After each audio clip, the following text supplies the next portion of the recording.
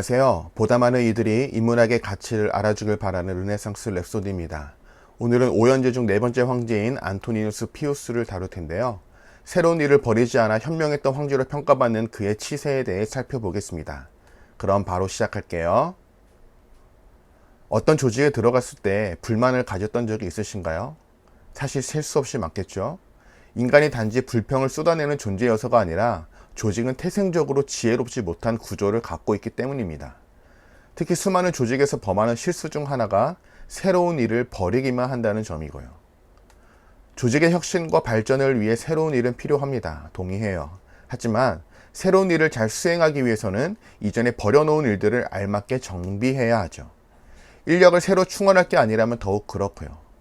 개인적으로는 새로운 일을 추진하기 위해서는 이전 업무에 대해 과감한 축소를 넘어 아예 없애야 된다고 생각하는데요. 그동안 루틴으로 정착된 업무들을 정리하지 않고 그 위에 새로운 일을 얹기만 하면 조직은 과부하가 걸려 서서히 역동성을 잃게 됩니다. 왜 회사는 다니면 다닐수록 일이 쌓이기만 할까요? 이전의 업무는 정리하지 않고 새로운 일만 버리기 때문입니다. 그러면서 상사는 이전의 업무까지도 을에 당연시 여기며 탁월하게 해내길 원하니 개인의 역량을 발휘할 수 없는 환경 속에 개인과 조직의 상생은 멀어지게 됩니다. 그러면 좋은 리더는 어떤 유형의 사람일까요? 새로운 일을 버리더라도 이전의 일들을 과감히 정리하거나 새로운 일을 버리지 않고 이전의 일들을 재차 보완하고 발전시키는 유형입니다. 로마의 오현제 중 네 번째 황제인 안토니누스 피우스가 바로 이런 유형의 사람이었고요. 책을 읽어볼게요. 안토니누스 피우스 황제의 치세를 트라이아누스 황제나 하드리아누스 황제처럼 연대순으로 추적하는 것은 거의 불가능하다.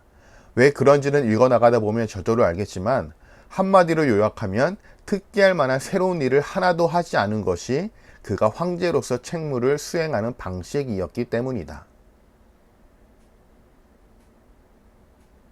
안토니누스가 물려받은 로마는 트라이아누스가 도나강 방위선을 확립하고 하드리아누스가 방위체제를 재구축한 뒤의 제국이다.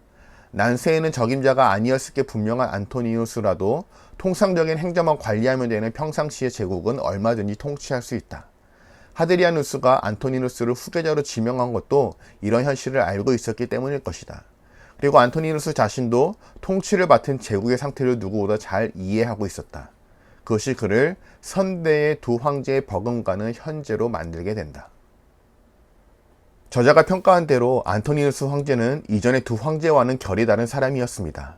트라이아누스와 하드리아누스가 일을 버리는 유형이었다면 안토니누스는 버려놓은 일들을 현실에 맞게 정리하는 유형이었죠. 불도저처럼 일을 버리는 유형의 사람과 일해보면 알겠지만 구멍이 많이 생깁니다. 하도 일을 버리니 그 중에 몇 개가 성과로 치장되어 승승장구하기도 하지만 속속들이 살펴보면 누수가 많죠. 트라이아누스와 하드리아누스는 분명 일 잘하는 유형의 리더였을 겁니다. 하지만 그들이 현명한 황제로 추앙받을 수 있었던 여러 요인 중 하나가 새로운 일을 버리기보다 이전의 일들을 잘 정비한 안토니누스 피우스의 몫도 상당하지 않을까요? 더욱이 대중으로부터 인격자라는 호칭을 들은 안토니누스였기에 그가 기여한 부분을 결코 무시해서는 안 됩니다. 그의 인간적인 면모에 대해 책을 읽어볼게요. 미남, 그것도 군중 속에 섞여 있어도 눈에 띄는 타입의 미남이다. 키가 훤칠하고 노인이 되어도 이 육체의 선은 허물어지지 않았다. 다만 키 큰 사람이 흔히 그렇듯이 등을 새우처럼 구부리는 버릇이 있었고 구부정한 허리를 교정하기 위해 토가 속에 코르셋을 입고 있었다. 행동거지는 기품이 있었고 그러면서도 얼굴 표정은 늘 밝고 온화했다. 저음인데도 쩌렁쩌렁 울리는 목소리를 가졌고 연설은 평이하고 명료했다. 청중을 열광시키지는 않지만 사람들의 가슴에 깊이 파고드는 이야기꾼이어서 연설보다는 좌담의 명수라고 말하는 편이 적절하다. 안토니누스 피우스는 서기 138년 7월 10일에 황제 자리에 올라 161년 3월 7일에 숨을 거둡니다. 시세 기간으로 따지면 무려 22년 8개월인데요. 놀랍게도 역사가들이 기록할 만한 서술 포인트들이 거의 없습니다. 보통의 황제들은 대규모 공사를 벌여 자신의 이름을 알리고자 하는데 안토니누스는 이런 과시조차 절제했고요. 이전 하드리아누스 황제가 지은 공공건물 정도만 완성했을 뿐 자신의 이름을 붙인 사업도 스코틀랜드 지방의 60km 길이의 안토니누스 성벽 정도입니다. 그렇다고 그가 황제 자리에 올라 놀고 먹은 것은 아니겠죠. 정중동이라는 말처럼 눈에 띄지 않지만 끊임없이 황제로서 공적 업무에 최선을 다했습니다. 그가 논팽이처럼 놀기만 했다면 노예한 원로원 의원들이 그를 22년이나 가만히 두었을까요? 분명 황제로서의 책임을 다했기에 로마 시민과 원로원 모두 그를 따르지 않을 수 없었습니다. 충분히 현재로 불릴만 했죠. 더욱이 그는 자신의 아들이자 후임 황제였던 마르쿠스 아우렐리우스로부터 극찬을 받은 아버지였습니다. 아들에게 존경을 받는 아버지는 흔치 않은 일인데요.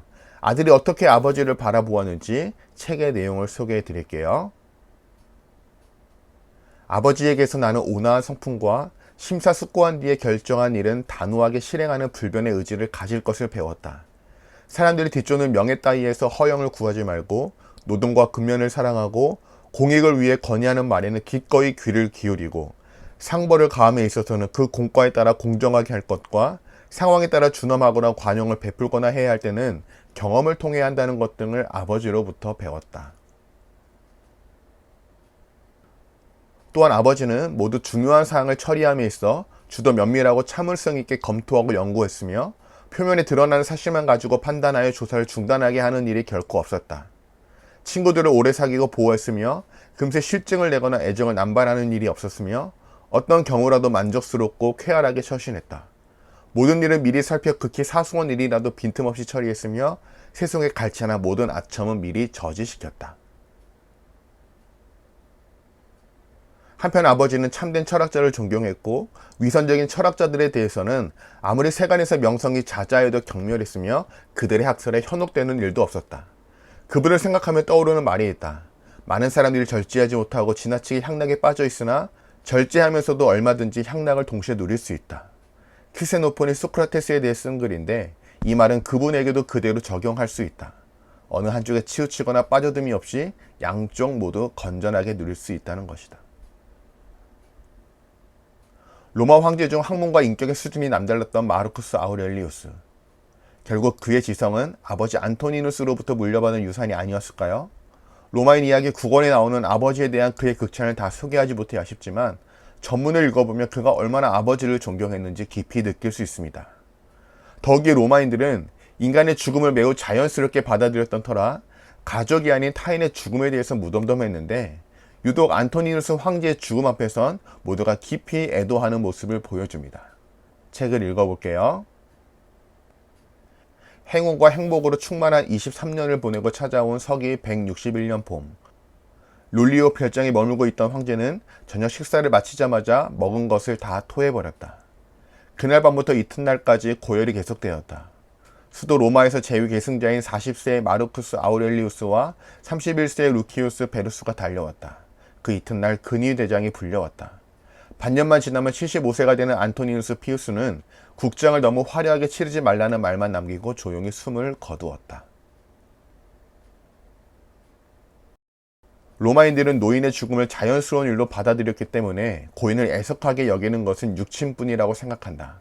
하지만 안토니누스의 경우에는 마치 젊은이가 요절하기라도 한 것처럼 원로원도 로마 시민도 속주민도 한결같이 그의 죽음을 깊이 애도했다.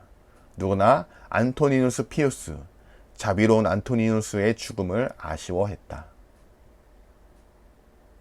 원로원과 시민에 의해 라틴어로 자비를 뜻하는 피우스라는 칭호를 받은 황제. 제국의 최고 권력자에 오른 그였지만 안토니누스에게 한 인간의 삶이 어떠해야 하는지 그 풍모가 전해지는 듯합니다. 눈에 띄지 않아도 오래도록 깊이 각인되는 사람. 쉴 새 없이 누군가의 뼈를 갈아 넣어 자신의 위신만 떨치려는 세태 속에서 반추해볼 만한 인물이기도 하고요.